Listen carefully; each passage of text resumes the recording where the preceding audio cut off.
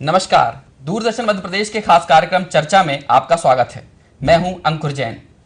सर्वम प्रियम चारुतरम बसंते, महाकवि कालिदास की ये पंक्ति हमेशा हर जगह प्रासंगिक है। बसंत ऋतु कहने को ये एक ऋतु है, एक महीना है, लेकिन बसंत का संबंध सिर्फ एक ऋतु या मास से नहीं है, बल्कि इसका अर्थ बहुत ही व्यापक पैमाने पर हमें देखना होगा। खास तौर से जब भी हम किसी इंसान के जीवन के बारे में बात करते हैं, उसकी उम्र के बारे में बात करते हैं, तो अक्सर कहा जाता है कि इस व्यक्ति ने अपने जीवन के 20 बसंत देख लिए हैं, 50 बसंत देख लिए हैं। इसका संबंध है कि जीवन में बसंत का एक अलग ही महत्व होता है।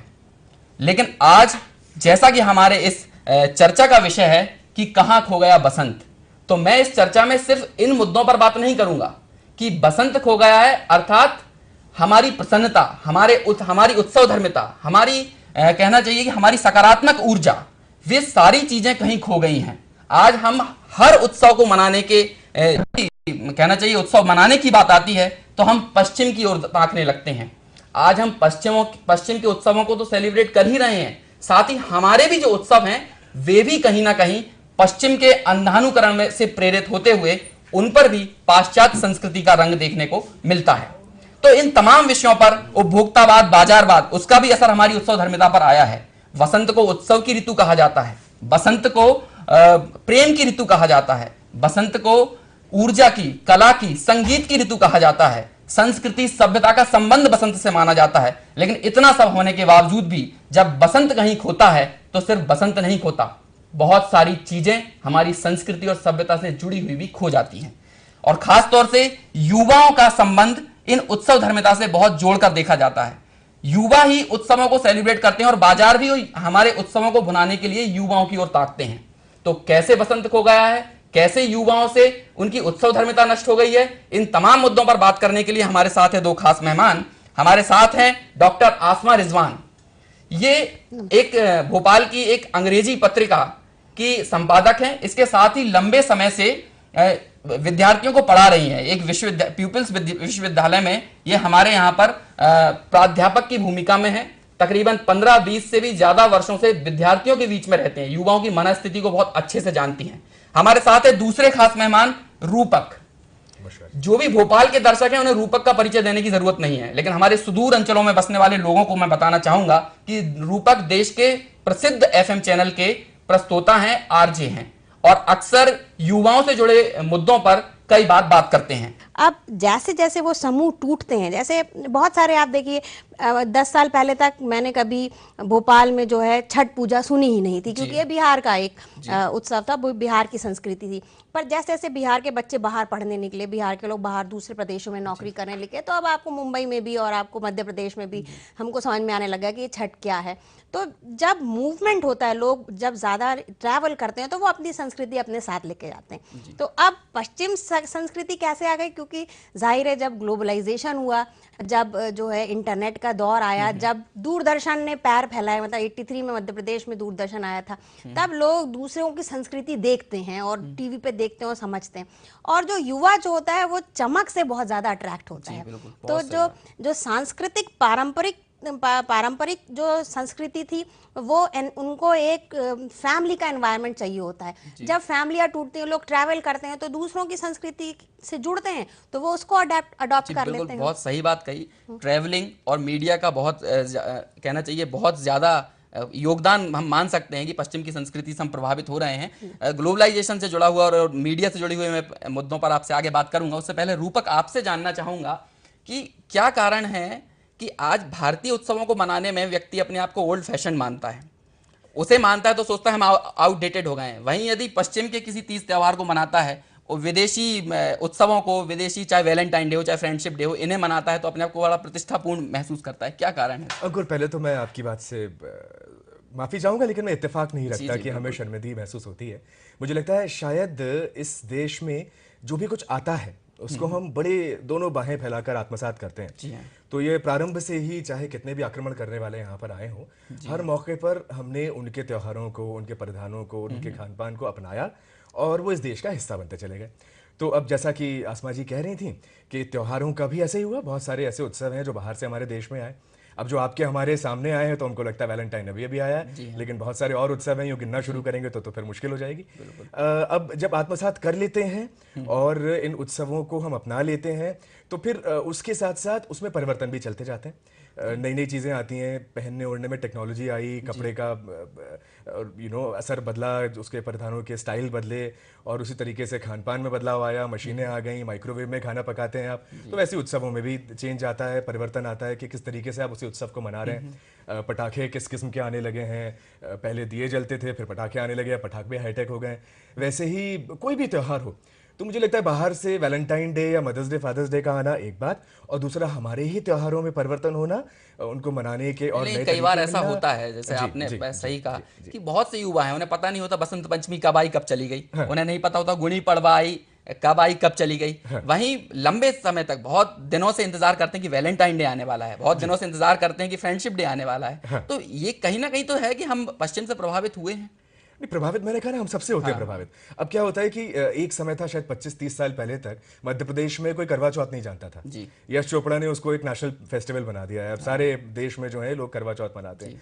तो वैसे ही फिल्में, वैसे ही और माध्यम जो है उनका असर पड़ता है, और इसमें बाजार का भी, मैं बिल्कुल आपकी बात से इत्तेफाक करूंगा यहाँ पर कि बाजार का असर पड़ता है, बिल्कुल पड़ता है। जिन चीज़ों पर पैसा लगता है, जहाँ पर विज्ञापन आ रहे हैं, शायद फिर ये हमारी कमी है कि कहीं पर हम अपने त्योहारों को वो ग्लैमर का फैक्टर नहीं दे पाते हैं, वो चमक नहीं दे पाते हैं। जहाँ कर पाते हैं तो देखिए नवरात्र बहुत पॉपुलर है, बहुत ज़ोर शोर से सारे हिस्सों में मनती है, करवा चौथ मनती है, दिवाली का रूप बदला है, होली, आजकल होली पार्टीज हुआ करती हैं, तो त्योहार बिल्कुल रूप बदल रहे हैं, मगर छोड़ दिया है, इससे मैं इत्तेफाक नहीं रखूंगा। जी, बिल्कुल सही आपने कहा कि इत्तेफाक नहीं रखते हैं ये।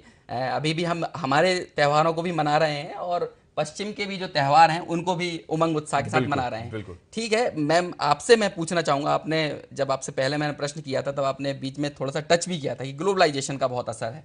तो ग्लोबलाइजेशन के कारण कहीं नहीं लगता कि संस्कृति पर भी उपभोक्तावाद का, बाजारवाद का प्रभाव काफ़ी बड़ा है, जिसके कारण अनायास लोगों की ज़रूरतें पैदा की जाती हैं और उन चीज़ों को सबकी सप्लाई की जाती है। जैसे हम देखते हैं वैलेंटाइन डे पर ग्रीटिंग कार्ड्स, गुलदस्ते, ये सारी चीज़ें बिक रही हैं। अल्फाजों में काफ़ी काम हो रहा है मगर एहसास मर गए हैं। तो इससे आप कहीं ना कहीं इत्तेफाक रखती हैं?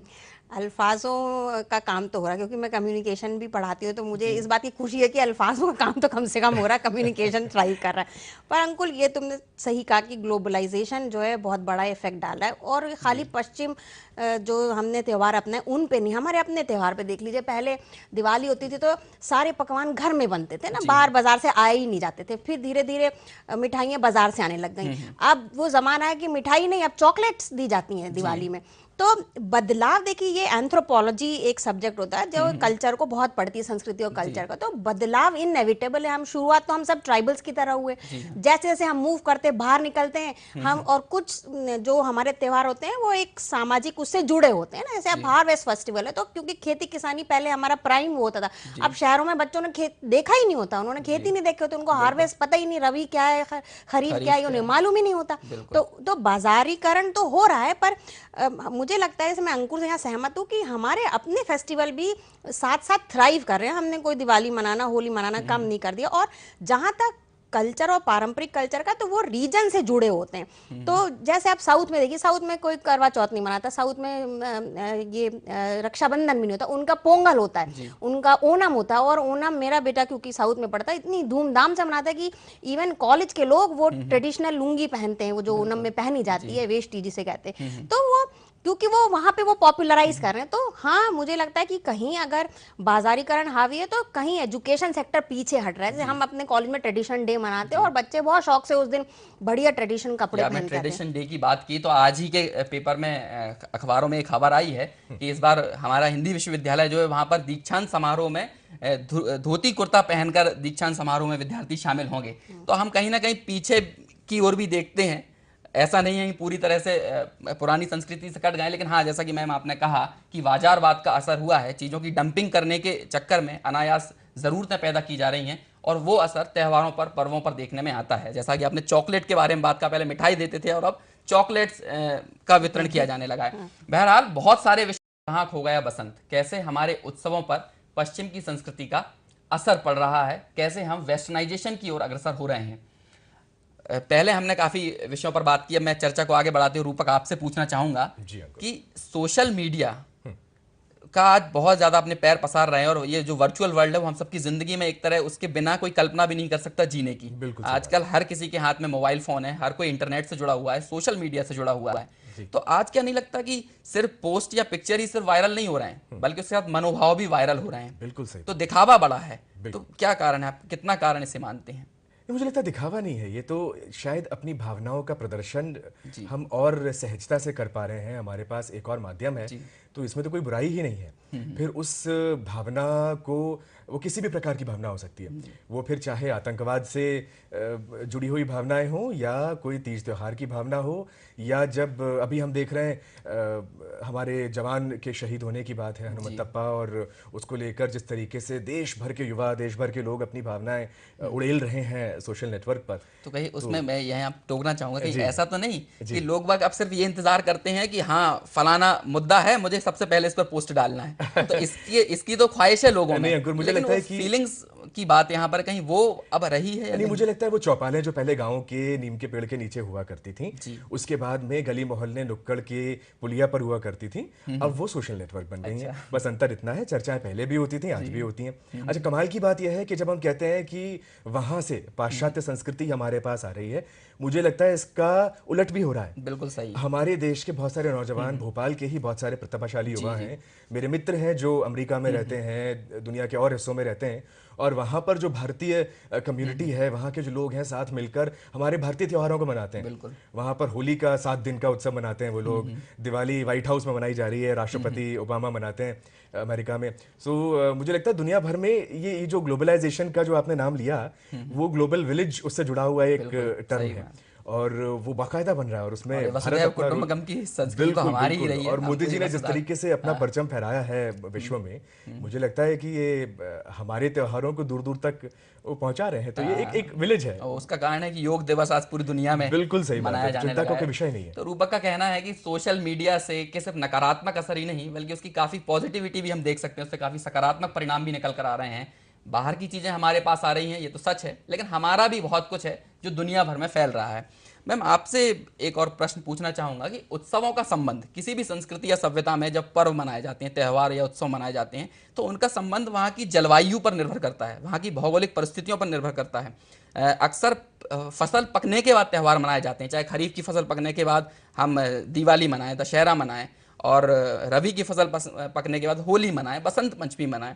तो लेकिन आज ऐसा नहीं हो गया है, आज जलवायु का असर नहीं है, मुझे लगता है कि आज भौगोलिक परिस्थितियों का असर नहीं है, आज तो भीड़ का असर ज्यादा दिखता है। तो आप कितना सहमत हैं? बिल्कुल सही कहा तुमने। अगर हम इसके उसमें जाएं, मतलब इसको स्टडी जो किया गया है कि जो ट्रेडिशन कल्चर था वो एक एनवायरनमेंट, उसको एक फैमिली और इमोशन का चाहिए होता था ना, जिसने आपसे कहा कि फसल पकी तो बड़ी खुशहाली हुई और जो है लोग उसका उत्सव मनाते थे। और जो मॉडर्न कल्चर, इसको आप पाश्चात्य कल्चर भी कह सकते हैं, वो अपना एनवायरनमेंट खुद क्रिएट करता है। ट्रेडिशन कल्चर को ड्राइव करने की जो चीज़ होती थी वो फैमिली होती थी और वैल्यूज होती थी। आज फैमिली सिस्टम भी ब्रेक हो गया, लोग न्यूक्लियर फैमिली में रहने लगे, अब कोई गुट समूह में रहते नहीं है, सब अपनी अपनी जगह जहाँ उनकी नौकरी रोटी ले जाती वहाँ जाते हैं, तो वो वहाँ चले गए हैं, तो इसलिए वो ब्रेक हुआ। और मॉडर्न कल्चर कैसे ड्राइव होता है? मॉडर्न कल्चर टेक्नोलॉजी से ड्राइव होता है, वो मीडिया उसकी ड्राइविंग फोर्स है और बाजार उसका ड्राइविंग फोर्स है। तो मॉडर्न कल्चर को चमक चाहिए, उसका एक टेस्ट है, उसकी एक स्मेल है, उसमें जो चमक है वो यूथ लोगों को बहुत अट्रैक्ट करती है। तो ये एक बहुत बड़ी वजह है कि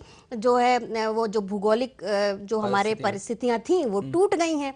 और अब देखिए रूरल अर्बन माइग्रेशन भी कितना बड़ा हो गया ना। अब देखिए रूरल उसमें कितने कम लोग हैं, जो पहले खेत हमको आसपास दिखते थे वो सब कॉलोनियों में बदलते जा रहे हैं, खेत कहीं रह ही नहीं गए। तो उसका असर तो पड़ा है और ये बदलाव है। ये हम अगर ट्रेडिशन और कल्चर को पढ़ें तो देखें कि वक्त रहते कुछ कुछ ट्रेडिशंस कम हो जाते हैं। और यूथ क्योंकि इतना मीडिया से और चमक से अट्रैक्ट होता है, तो ये खासकर जो वैलेंटाइन डे की मोहब्बत का जो है वो मनाने में कोई हर्ज नहीं है। भारत की पारंपरिक जो हमारी जितनी भी स्टोरीज है, हीर रांझा की या हमारी शीरीं फराद की या कृष्ण रासलीला देख लें आप, ये सारी जो है स्टोरीज, उन्होंने भी लव को बहुत सेलिब्रेट करते हैं। बस जैसे तुमने कहा कि एहसास के तरीके बदल गए हैं एहसास को अभिव्यक्त करने के तरीके बदल गए हैं। एहसास तो आज भी वैसे ही है, मैम का कहना है, और सही बात है कि तरीके तो समय के साथ बदलते ही हैं, वो उस तरह का परिवर्तन महसूस किया जाता है। अगली बात रूपक आपसे पूछना चाहूँगा कि हमारी संस्कृति को या हमारी सभ्यता को, हमारे देश को, एक उदारवादी उसकी प्रवृत्ति रही है और हमने उस उदारता को हमारे संविधान में भी स्वीकार किया है। संविधान भी उतना उदार है जिसके कारण सभी सभ्यताओं को, सभी संस्कृतियों को हमारे देश में पनपने का अवसर प्राप्त होता है, बिल्कुल। और वो हो भी रहा है। तो कहीं ऐसा तो नहीं कि इस उदारता का अतिरेक या स्वतंत्रता का अतिरेक जिसके कारण वो स्थिति निर्मित हो गई है कि आज हम हमारी ही जमीन हमारे नीचे महसूस ना कर पा रहे हो, हम हमारी जड़ों से कट रहे हो। यानी मुझे फिर से इस बात से इनकार करना पड़ेगा, क्योंकि अगर हम हमारी संस्कृति की बात करते हैं तो कितने पीछे जाएंगे हम जी। हम अगर युगों पीछे जाएंगे तो हमारी संस्कृति से ज़्यादा खुली संस्कृति मुझे नहीं लगता हमें विश्व में कहीं मिलेगी। सही बात है। हमारे प्रधान हों, हम जितने खुले विचारों के रहे हों, महिलाएं अपने स्वयं के वर्ग को वहाँ पर पसंद करें, स्वयंवर जैसे हम कहते थे, ऐसे बहुत सारी चीज़ें हैं जिसको हम वसंत उत्सव कह रहे हैं। ये असल में अगर हम इसको पुराणों में देखेंगे, वेदों में देखेंगे, तो ये कामदेव से जुड़ा हुआ विषय है। सही बात है ना। और कामदेव का पुनर्जन्म जो है वो प्रद्युम्न के रूप में हुआ था, श्री कृष्ण के पुत्र के रूप में। सो जब हम इसको देखते हैं तो फिर तो मुझे लगता है प्रेम और उसकी अभिव्यक्ति पूर्णतः खुले स्वरूप में हमारे यहाँ होती थी। अब उसमें बीच में जब दूसरे आक्रमणकारी हमारे देश में आए, पर्दा आया, दुराव छुपाव आया, तब मुझे लगता है तब ज़्यादा इसका असर पड़ा कि हम भाई चुप कर रहे हैं, बातों को खुल के ना कहें। अब वो खुलापन दोबारा लौट कर आ रहा है, तो मुझे तो लगता है हम दोबारा लौट कर जड़ों की तरफ जा रहे हैं उसमें कोई। और फिर ये एक बड़ा प्राकृतिक आकर्षण है स्त्री और पुरुष में। तो जब युवावस्था में आप होते हैं तो वो एक आकर्षण और तेज़ होता है, उसकी उमंग, उसका उत्साह और तेज़ होता है। तो ऐसे में वैलेंटाइन जैसे पर्व जो हैं वो और आकर्षित करते हैं। अगर हम यही मैसेज जब हम वसंतोत्सव की बात करते हैं अपने युवाओं तक पहुंचा सकें कि हमारे देश में भी ये एक पर्व है और उतने ही खुलेपन के साथ इसको भी हम मना सकें, मुझे लगता है उसमें कोई बुराई नहीं होगी। और जहाँ तक शब्दों की आप बात कर रहे थे, क्योंकि मैं शब्दों के साथ जुड़ा हुआ व्यक्ति हूँ, मेरा काम जुड़ा हुआ है, मुझे लगता है कि अब से कुछ 5-7 साल पहले तक ग्रीटिंग कार्ड बहुत प्रचलन में थे। अब अचानक से ग्रीटिंग कार्ड की कंपनियां जो हैं वो रो रही हैं कि हमारी सेल कम हो गई है। और उसका कारण ये है कि जो परिवर्तन की बात आसमा जी भी कर रही हैं, आप हम दोनों ही कर रहे हैं, तीनों कर रहे हैं, कि परिवर्तन ऐसा हो रहा है कि अब कार्ड की बिक्री कम हो गई है, अब सोशल नेटवर्क बढ़ गया है। तो मनाने के तरीके में फर्क पड़ता रहेगा, लेकिन उसका उत्साह, मुझे लगता है उसकी उत्सव प्रियता जो हमारे देश की, वो कम नहीं होगी। और एक जो बहुत जरूरी बात कही कि हमारी उदारता ही हमारे जीवन का मुख्य आधार रहा है। बिल्कुल। जो अड़ जाता है वो सड़ जाता है, ऐसा कहा जाता है, और हम आज तक सड़े नहीं हैं, हम नए बने हुए हैं। उसका एक बहुत बड़ा कारण यही है कि हम अड़े नहीं हैं। और यही सांप्रदायिक सौहार्द की बात हो, आपसी सद्भाव की बात हो, और सभी धर्म संस्कृति के पर्वों को, त्योहारों को एक साथ मिलजुल कर मनाने की बात हो, यही कारण है कि जिंदा है। आसमा जी, आपसे मैं एक प्रश्न यहाँ पूछना चाहूँगा कि जैसा कि हम लगातार इस पर बात कर रहे हैं कि एहसास खत्म हुए हैं, एहसास खत्म हो रहे हैं, अल्फाज बने हुए हैं, और रूपक तो इत्तेफाक रखते कि नहीं, एहसासों की अभिव्यक्ति का तरीका बदला है, लेकिन आज वो भी जिंदा है। लेकिन बहुत सभी तरह के विचार आते हैं। कई एक्सट्रीमिस्ट जो लोग हैं वो कहते हैं कि नहीं, आज हम हमारी संस्कृतियों से कट रहे हैं, और जो बहुत ही लिबरल लोग हैं वो कहते हैं कि नहीं, ऐसा नहीं है। यहाँ मैं पूछना चाहूँगा कि आज हमारा अध्यात्म, हमारा योग, दुनिया भर के लोग उसे एक्सेप्ट कर रहे हैं, उसे मान रहे हैं, उसे बढ़ रहा है। अफ्रीका देशों में योग को अपनाया जा रहा है, अध्यात्म को अपनाया जा रहा है, ध्यान प्राणायाम को अपनाया जा रहा है, लेकिन हमारे देश में उसके प्रति उतना रुझान नहीं दिखता है, या कहना चाहिए वैसा माहौल नहीं बनता हुआ नजर आता है, जिसके कारण हम हमारे यूथ को, खासतौर से क्योंकि आप दोनों ही युवाओं से जुड़े हुए हैं, उनको योग के प्रति, प्राणायाम के प्रति, ध्यान के प्रति उनका आकर्षण रह गया हो। वो तो कहना जिसकी हम लगातार बात कर रहे हैं कि दुनिया के अनुसार ही प्रवर्तने की कोशिश कर रहे हैं, वैसे ही चलने की कोशिश कर रहे हैं, दिखावे की ओर ज्यादा आकर्षित हो रहे हैं।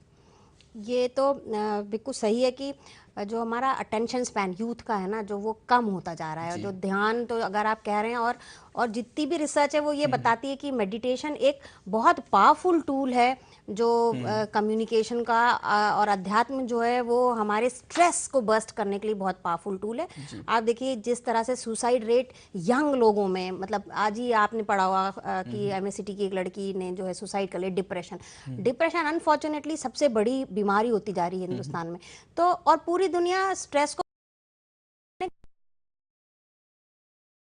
हाँ, जो है काम हर होते हैं, उनके कमरे होते हैं जहाँ पे उनके जिम होते हैं, जहाँ वो आप स्ट्रेस बस्ट करने के तरीके होते हैं। आप या तो वर्कआउट कर लीजिए, या आप योगा कर लीजिए, या मेडिटेशन रूम होते हैं, वहाँ आप खामोशी से बैठ के जो मेडिटेट कर लीजिए। तो कॉर्पोरेट वर्ल्ड तो इसके लिए राइज कर रहा है, पर अभी कैंपसेस में हम थोड़ा इसमें पिछड़े हुए हैं, और हमको इसको बहुत सख्ती से और बहुत तेज़ी से ये जो यंग जो यूथ है और उनको अटेंशन स्पैन भी इससे बढ़ेगा, उनमें ये प्रमोट करना चाहिए हमको। बहुत सही बात कही। यूथ में इस हमारे अध्यात्म और योग को प्रमोट करने की बहुत ज़रूरत है, और वो शिक्षा संस्थानों को ही करना पड़ेगा, परिवारों को करना होगा। यहाँ मैं दोनों से एक चीज़ जानना चाहूँगा। हम चूँकि हो सकता है चीज़ें रिपीट हों, लेकिन मैं यहाँ पर इस विषय को हमने अभी टच नहीं किया है, इसलिए मैं आपसे विशेष तौर पर अलग से आप दोनों का व्यू यहाँ जानना चाहूँगा कि उत्सवों में विलासिता और भौतिकवादिता काफी देखने में आ रही है, मटेरियलिस्टिक हम काफी हो रहे हैं जी। तो रूपक, आपका इसमें क्या कहना है कि क्या वाकई ऐसा हुआ है? उसकी परंपरा और संस्कृति का तो हमें ख्याल नहीं है, उसके मनाए जाने का वास्तविक कारण क्या है वो हमें नहीं पता है, लेकिन उसके पीछे होने वाली जो भौतिकवादी चीजें हैं उसके प्रति तो हम बहुत खो रहे हैं कहीं ये ना कहीं। उत्सव जो है मन की भावना को व्यक्त करने का, उस उमंग को, उस अवसर पर जो उल्लास हम महसूस कर रहे हैं उसको अभिव्यक्त करने का एक माध्यम, एक मौका हो जाता है। अब उसकी जब हम बात करते हैं कि भाई पुराने वक्त में, समय में जब उत्सव मनाए जाते थे तो सोमरस तभी हुआ करता था और गुलाब जामुन बने करते थे, और जो भी उस समय चीज़ें मौजूद थीं, हमारे पास अवेलेबल थीं, उनका इस्तेमाल करके हम उत्सव मनाया करते थे। अब हमारे पास और ज़्यादा चीज़ें अवेलेबल हैं, हमारे पास चॉकलेट भी हैं, हमारे पास गुलाब जामुन भी हैं, तो स्वतः ये होता है कि हम इन चीज़ों का इस्तेमाल करके उत्सव मनाते हैं। तो भोग तो मुझे लगता है उत्सवों का एक अभिन्न अंग है। अच्छे परिधान पहनना, इत्र का, खुशबू का इस्तेमाल करना, अच्छे अच्छे भोज्य पदार्थ बनाना, ईश्वर को अर्पित करना, वो भी भोजन जो है मटेरियली तो है वो, बड़े बड़े होटलों में जाके आप करवा चौथ मनाइए या घर पे मनाइए, लेकिन खान पान, अच्छे कपड़े, जेवर, सब कुछ इनसे जुड़ा हुआ है। तो इसमें मुझे कोई बुराई नज़र नहीं आती। हाँ, मार्केट का असर ज़रूर पड़ता है, ये इस बात से बिल्कुल इनकार नहीं किया जा सकता। जहाँ पर बड़ी कंपनियों को, MNCs को दिखाई देता है कि ये हमारे बिजनेस में फ़ायदेमंद कहीं पर कोई चीज़ है, और उनके कार्य प्रणाली जो है उसमें वो सहयोग करती है आगे बढ़ने में, तो उस चीज़ को वो ज़्यादा प्रसारित करते हैं। वो एक बिल्कुल एक बात हो सकती है। मैम, आपका क्या सोच रहा है इसमें? क्या वाकई में ऐसा? मैं कुछ हद तक तो आपसे सहमत हूँ कि हाँ ठीक है, बाजारीकरण जो है कहीं ना कहीं उत्सव की चमक को जो है उसकी वैल्यू सिस्टम ख़त्म कर रहा है और मटेरियलिस्टिक बना रहा है। कुछ हद तक तो सही है, पर ये हम मजबूर हैं इसे करने के लिए, क्योंकि देखिए आज का यूथ बहुत चमक धमक से अट्रैक्ट होता है, और क्योंकि ये जो नए, जैसे मैंने बोला कि मॉडर्न जो कल्चर है वो उसका ड्राइव करने की मार्केट, उसका बहुत बड़ा ड्राइव करने का एक रीज़न है। अगर हम अपने ट्रेडिशनल फेस्टिवल्स को भी मार्केट से जोड़ेंगे तो हम कंपटीशन में बने रहेंगे, वरना वो वाकई खो जाएंगे। जैसे अभी जैसे उत्तरायण आया, जो काइट फेस्टिवल, तो आप देखिए सारे मॉल्स में काइट्स लग गई, तो जो बच्चों को पहले कभी पता भी नहीं होगा कि इन वाले फेस्टिवल में काइट उड़ाई जाती है, उनको भी पता चल गया। तो जैसे मॉल्स हैं क्रिसमस के लिए बहुत ज़बरदस्त तैयारी करते हैं, तो लोगों को पता चल जाता है। तो आप कहेंगे कि भाई लोगों ने बसंत पंचमी है तो उन्होंने बसंत तो मना ही नहीं, पर अगर हम उसको उस दिन सब येलो पहनेंगे उस दिन, और क्योंकि बसंत पंचमी में भी पतंगे उड़ाई जाती हैं और सरसों जो है पीली सरसों से उसको वो किया जाता है, तो अगर हम उसको फूड फेस्टिवल प्रमोट करके भाई सरसों का साग और मक्के की रोटी खाएं या उस दिन सब पीला रंग पहन कर आएं, तो कहीं उसमें अगर ये जोड़ दें तो अनफॉर्चुनेट है, पर क्या करें, क्योंकि हम अगर कंपटीशन में बने रहे तो हमको उनकी टेक्निक्स अपनानी पड़ेंगी, तो कम से कम छोड़ेंगे तो नहीं। गुलजार साहब की कही, एक मेरे एक बार उनसे बातचीत हो रही थी, भोपाल आए हुए थे वो, मुझे बड़ी अच्छी बात उनकी याद आती है। बोले कि दुनिया वाले सब कहते हैं भाई आजकल संगीत जो है, गाने बड़े बुरे आ रहे हैं, पुराने गाने अच्छे थे, और पुराने गाने अक्सर जो है वो मिडिल एज या सीनियर लोगों को पसंद आते हैं। और इस पर गुलजार साहब ने कहा कि देखो बेटा, अगर आज का युवा कुछ नया नहीं कर रहा है तो फिर तो वो अटक गया। सही बात। जब वो नए हैं तो बातें नहीं होगी, अंदाज क्यों हो पुराना, कुछ नया करें, नए ढंग से करें, तो उसमें मुझे कोई बुराई नज़र नहीं आती। गुलजार साहब की बात को मैं यहाँ पर लेकर आऊँगा बीच में, मुझे पूर्णतः इस बात से इत्तेफाक है, प्रेरणा मिलती है कि कुछ नया करते रहिए। इतनी संतुलित यदि सोच होगी, क्योंकि आप यूथ आइकॉन भी हैं, आपको भोपाल में कई लोग सुनते हैं, कई लोग फॉलो करते हैं, तो एक आइकॉन की सोच तो इतनी संतुलित होना ही चाहिए, और एक अध्यापक भी आइकॉन होता है, उसकी सोच भी इतनी संतुलित होना चाहिए, और हमारे दोनों ही जो गेस्ट हैं उन दोनों की ही सोच में वो संतुलन नजर आ रहा है। और जो हमारे दर्शक इस चीज़ को देख रहे हैं या जो भी लोग किसी भी तरह से हमारे इस कार्यक्रम को सुन रहे हैं, उन तक ये चीज़ पहुंच रही है, तो उनसे भी यही है कि अपनी सोच को बैलेंस बनाना बहुत ज़रूरी है। ना तो पश्चिम के अंधानुकरण में कहना चाहिए इतना पागल हो जाना है कि उसके कारण हम हमारी जड़ों से कट जाएं, और ना ही इतने ज़्यादा अपनी परंपराओं को लेकर रिजिड हो जाना है कि जिसके कारण हम नया कुछ स्वीकार करने से ही कतराएं। इसके बाद जो भी समस्या बचती है, क्योंकि आप दोनों ने ऑलरेडी काफी समाधान दे दिए हैं, लेकिन फिर भी बहुत कुछ जो थोड़े बहुत एक ग्रुप है, एक जो थोड़ा बहुत मास है, जो ऐसा है जो आज भी हमारी जड़ों से, हमारी ज़मीन से, हमारी परंपरा, हमारी संस्कृति से कटा हुआ है। क्योंकि आप भी काफ़ी इंटरेक्ट करते हैं युवाओं से, और ख़ासतौर से युवाओं की बात करेंगे क्योंकि 65% आबादी हमारे देश की युवा आबादी है, और हमारी नज़र, बाजार की नज़र उन्हीं पर ज़्यादा रहती है। तो आप उस युवा में से जिनकी सोच संतुलित है, वे तो सराहना के पात्र हैं, लेकिन जो लोग अभी इन सारी चीज़ों से दूर हैं, किन्हीं भी चीज़ों को लेकर वे कट्टर हैं, तो उनकी सोच बदलने के लिए आप क्या करना चाहेंगे? क्योंकि आपके पास एक बहुत बड़ा माध्यम है, आप ज़्यादातर युवाओं से पहुँचते हैं, उनसे इंटरेक्ट करते हैं, आप क्या पहल करना चाहेंगे? लोगों से क्या अपील करेंगे कि वो पहल कर उनकी सोच बदलें? मैं यहाँ पर हमारे भोपाल के ही एक प्राइमरी सरकारी स्कूल की अध्यापिका हैं संतोष जी, उनका जिक्र ज़रूर करना चाहूँगा।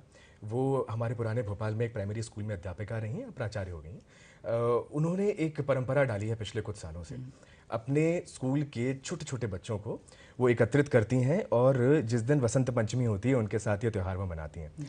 तो पहले तो अध्यापक गण अगर इसकी शुरुआत बचपन से कर दें तो बिल्कुल हो सकता है। अगर माता पिता कर दें कि बेटा चलो आज हमारे यहाँ केसर भात बनता है, पीले चावल बनते हैं, ये देखो ज़रा कितने टेस्टी होते हैं। दूसरा, बिल्कुल हम पर आप पर भी ये जिम्मेदारी आती है, मीडिया की जो जिम्मेदारी है कि हम इन बातों को सामने लाएं और उसको उतने ही गर्व के साथ, उतने ही चमक दमक के साथ प्रस्तुत करें, जिसका बार बार जिक्र कर रही हैं आसमा जी। यद्यपि चमक दमक हमेशा से रही है, उस दौर में जो चीज़ें अवेलेबल थीं वो उस चमक दमक का हिस्सा थीं, लेकिन चमक दमक के साथ प्रस्तुत करें उसको पूरे गर्व के साथ, तो एक माध्यम, एक तरीका हो सकता है इसका समाधान निकालने का।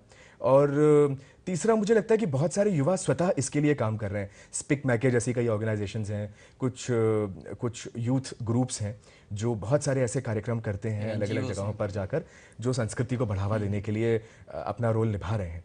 तो बिल्कुल ये सारी चीज़ें उसका हिस्सा हैं, और परिवर्तन को स्वीकार करना और जो चीज़ें अच्छी हमारे पास हैं उनको आगे बढ़ाते हुए साथ लेके चलना, अगर इतना हम सीख जाएं तो फिर कोई चिंता की ज़रूरत ही नहीं है कहीं पर। बिल्कुल सही बात है मैम। आप क्लासरूम में काफ़ी बच्चों से इंटरेक्ट करती हैं, हर बार नए नए विद्यार्थी आते हैं, तो सबसे ज़्यादा युवाओं से कहना चाहिए सीधा इंटरपर्सनल कम्युनिकेशन आपका होता है, तो आप कैसे उन्हें प्रेरित करना चाहेंगी? देखिए, मुझे तो लगता है कि हमारे युवा जो, अगर वो उनको राइट डायरेक्शन दिखा दें हम, तो बिल्कुल सही तरीके है कि इस कॉलेज में देखिए टीचर्स डे इतनी धूमधाम से मनाने जाने लगे, जो कि पहले होता था कि स्कूल में टीचर्स डे मनते थे, अब कॉलेज में बहुत धूमधाम मनाते हैं, अपनी टीचर्स का सम्मान करते हैं। तो हमारा भी ये दायित्व है कि हम उनको सही डायरेक्शन दें, और अगर हम सही, बहुत सारे कॉलेज ट्रेडिशन डे मनाते हैं, बहुत सारे जो कॉलेज के एनुअल फेस्ट होते हैं उसमें बहुत स्ट्रिक्टली ऑर्डर होते हैं कि भाई ये आइटम नंबर पे कोई डांस नहीं करेगा, आप अपने ट्रेडिशनल डांसेस पे को ही करिए, तो हम कहीं ना कहीं उन पे ज़बरदस्ती रोक भी लगाते हैं। फिर दूसरी एक मैं भी ये समझती हूँ अंकुर कि एक वक्त होता है जब आप किसी चकाचौंध से बहुत अट्रैक्ट होते हैं ना, यूथ जो है बहुत अट्रैक्ट होते हैं, जैसे आप रोजी रोटी की दौड़ में लग जाते हैं, जब आपकी नौकरियां लग जाती हैं, जब आप फैमिली में हो जाते हैं, तो फिर आपके पास इतनी वक्त नहीं रहता, तो फिर आप ट्रेडिशन की तरफ, जब आपके अपने बच्चे होते हैं तब आपको लगता है अरे इनको पढ़ाना मेरा दायित्व है। तो ये एक एज से भी रिलेटेड इशू है कि एक एज के लोग इससे बहुत अट्रैक्ट होते हैं। जब आप एक बार 40s में आते हैं तो फिर आपको लगता है कि नहीं, हम रोल मॉडल हैं, अगर हम, और तब वैलेंटाइंस डे का वो इतना रेलेवेंस भी नहीं रह जाता, तो उनको लगता है कि हम अपने बच्चों के लिए रोल मॉडल, तो हम बेटर बिहेव करेंगे, तो वो अपने सारे ट्रेडिशंस, कल्चर्स, वैल्यूज वो पूरी कोशिश करते हैं कि हमारे घर में ये बने ताकि हमारा बच्चा सीखे। तो ये एक एज से रिलेटेड है, इसलिए मैं इसको कोई बहुत गंभीर चैलेंज नहीं मानती। और जैसा कि मैं गांधी जी की कोट से इसको वो करना चाहूँगी, गांधी जी ने कहा था कि nation's culture reside in the heart and soul of its people. तो हार्ट एंड सोल को हम सही फॉर्म करें, अगर ये हमारे एक एजुकेशनिस्ट होने के नाते मुझे लगता है कि ये मेरा एक बहुत बड़ा उत्तरदायित्व है कि हम उनको फोकस रखें। और हम बहुत डिस्करेज, जैसे यूथ का होता है, अगर हम बहुत डिस्करेज करेंगे ये मत करो तो वो ज़रूर वो करेंगे, तो हम उस फंक्शन उसको एसिमुलेट करें अपने कल्चर में, और उनको, अगर आप वैलेंटाइन वर रहे हो तो हम अपनी भी उनको जो है ट्रेडिशन, जो जैसे मैंने बोला अपनी ट्रेडिशन, शीरी फराद और जो है हीर रांझा की स्टोरीज उनको बताएं, तो उससे भी कनेक्ट होंगे और उससे भी कनेक्ट होंगे। तो हाँ, पढ़ाना, सही दिशा देना, डायरेक्शन देना, ये हमारा काम है और हम लोग पूरी कोशिश करते हैं और बहुत हद तक सफल भी हैं। वैलेंटाइंस डे मनाने के लिए हम डिस्करेज नहीं करते, पर हम उनको डिसेंटली मनाने के लिए कहते हैं, पर हम दूसरे फेस्टिवल मनाने के लिए उनको एनकरेज करते हैं। हाँ हाँ, ज्यादा ढोंग ढकोसला नहीं करो भाई, ठीक है। बच्चे वैसे भी मिलजुल के, वैसे भी प्रेम को किन्हीं दिवस में बांधना, किसी महीने में बांधना तो बहुत ही उसके साथ ज्यादती है, बहुत बड़ी ज्यादती है। तो जो है हम लोग पूरी कोशिश करते हैं कि भाई वो फोकस रहें और कम से कम अपने ट्रेडिशन को नहीं भूलें। कॉलेज कैंपसेस इसका पूरा ध्यान रखते हैं जी। बहुत कई सारे विषयों को हमने छुआ, बहुत सारे मुद्दों पर हमने बात की, और जब पूरी चर्चा के बाद काफी सकारात्मक इसका निष्कर्ष निकालें तो काफी सकारात्मक और पॉजिटिव और संतुलित निष्कर्ष निकलकर सामने आते हैं कि ना ही हमें हमारी परंपरा संस्कृतियों को लेकर अड़ने की जरूरत है, और ना ही अंधानुकरण में, पश्चिम के अंधानुकरण में या किसी के भी अंधानुकरण में, ना सिर्फ पश्चिम की बात क्यों करें, हम हमारे देश में भी किसी और के देखा देखी यदि कोई चीजें करते हैं और उससे हमारे अपने ही जड़ें यदि कमजोर होती हैं तो वो सही नहीं है। इन तमाम मुद्दों पर हमने चर्चा की। मैंने जब इस कार्यक्रम के लिए आ रहा था तो मैं ब्लॉग पढ़ रहा था, तो एक ब्लॉग पर मुझे एक बहुत अच्छी कविता मिली थी और मैं उसे चाह रहा था कि यहाँ दर्शकों के सामने उसे प्रस्तुत करूं। बहुत छोटी सी कविता है, लेकिन इसमें जो भाव व्यक्त किया गया है वो कविता का भाव, अब जब हमने ये चर्चा कर ली है तो वो सार्वभौमिक और सार्वजनिक ढंग से उसे सभी पर लागू नहीं कर सकते। वो कुछ लोगों पर लागू होती है, और जिन पर वो लागू होती है तो उनसे निवेदन करूंगा कि भाई, जैसी हमने हमारी चर्चा में यहाँ पर बात की, या जो हमारे विद्वान हैं, हमारे कहना चाहिए जो स्कॉलर लोग हैं, उनकी बातों के जरिए हम हमारे जीवन में एक संतुलित दृष्टिकोण को अपनाएं तो काफी अच्छा होगा। वो कविता कुछ ऐसी थी, मैंने बहुत 4 लाइनों की कविता है लेकिन गहरे अर्थ हैं उसमें, कि खाली बगीचे में मन, हाथों में सुर्ख गुच्छे, संकीर्ण दिलों के बीच बड़ा सा दिल बने तकिए, महंगे स्वादहीन पकवान और खाली होती जेबों के बीच, दिवस तो मन रहा है पर प्रेम नदारद है। वाह, बहुत अच्छा लिखा है। दिनों में, महीनों में या वक्त में, गुलदस्तों में, मैसेज में, इन सब में हमने प्रेम को सीमित कर दिया है, लेकिन हमें इन सारी चीजों से निकलने की बहुत ज्यादा जरूरत है। बस आखिर में जी रूपक, आपसे मैं एक छोटी सी बात जानना चाहूंगा जी कि प्रेम को लेकर जो एक संकीर्ण मानसिकता लोगों के दिमाग में बनी हुई, बहुत छोटे में आपसे जानना है, वो जो संकीर्ण मानसिकता लोगों के दिमाग में बनी हुई है जी उसे तोड़ने के लिए क्या करें? क्योंकि प्रेम तो सर्वव्यापक है, वो तो प्रकृति से जुड़ता है, वो भगवान से, ईश्वर से जाकर जुड़ता है, वो माता पिता से जाकर जुड़ता है, देश से जाकर जुड़ता है, लेकिन आज वो प्रेम इतना छोटा क्यों हो गया है? हाँ, क्योंकि मुझे लगता है शायद जो लोग पूर्णतः इसको जानते ही नहीं है उनकी साथ समस्या है। जो लोग पुरुरवा की कथा नहीं जानते, जो लोग दुष्यंत की कथा नहीं जानते, जो लोग बहुत सारे कृष्ण की, श्री राम की कथाएं नहीं जानते, जो जिनमें प्रेम जो है बहुत ही मुख्य रूप से वहाँ पर चित्रित किया गया है और उसको पूरी स्वीकार्यता हमारी संस्कृति में मिली है, जब वो ये नहीं समझ पाते हैं तब शायद दिक्कत होती है। तो मुझे लगता है उन लोगों को पहले दोबारा से वो पन्ने पलटकर पुरानी कहानियां बताने की ज़रूरत है कि पुरुरवा की क्या प्रेम कथा थी, दुष्यंत की क्या प्रेम कथा थी। निस्संदेह वो भी समझ जाएंगे। जी जी, बिल्कुल। बहुत बहुत धन्यवाद आप दोनों ही अतिथियों का। बहुत सारे पहलुओं को हमने छुआ, लेकिन फिर भी समयाभाव के कारण बहुत सारी दूसरी कई ऐसी चीज़ें हैं जिन पर नज़र डालना बाकी है, क्योंकि प्रेम तो इतना व्यापक विषय है और ये व्यापक होने के साथ साथ गहरा विषय भी है कि इस पर जितनी चर्चा की जाए उतनी कम है। उत्सव धर्मिता पर जितनी चर्चा की जाए उतनी कम है, लेकिन फिलहाल हमें इस चर्चा को यहीं रोकना होगा। आशा करते हैं कि हम हमारे दर्शकों के मनोमस्तिष्क में प्रेम को लेकर, उत्सवों को लेकर, संस्कृति सभ्यता को लेकर एक छवि बनाने में कामयाब जरूर हुए होंगे। फिलहाल हमारी पूरी टीम को दीजिए यहीं इजाज़त। अगले हफ्ते फिर किसी नए विषय के साथ पुनः हाजिर होंगे। तब तक के लिए नमस्कार।